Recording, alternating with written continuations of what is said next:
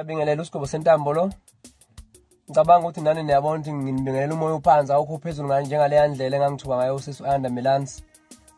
Ngokuthi ekugcineni ngahamba ngabona ukuthi ngaba nephutha kakhulu lokuthuka umuntu wesifazane ngaleya ndlela. Ngijivaza igama lakhe because igama lesifebe bafana bakithi akekho umuntu ongazithi ngisho umuntu etshela wena umfana ukuthi isifebe alehli kahle. Bathi nakini ngiyaxolisa ukuthi nize nizwe igama njengalelo liphuma emlonyeni wami. Ngisacela nje ukuthi niqhubeke ningisupport. Ngiyabonga ukungisupporta kule nkinga ebengiyenzile ngoba hayi ngeke bengibhekene nayo bengiyenzile. Ngicela niqhubeke ningisupport nako okunye kodwa lokhu kaHanda Milans ngicela nehle manje nehlisa umoya abafowethu niyeke nokumthuka. Lezi inhlambe nimthuka ngasezenele ngoba nami ziyangithusa mangiyibona ngoba bengingazi ukuthi kunabantu abanenhlamba umuntu onenhlamba engathi ukudubulile.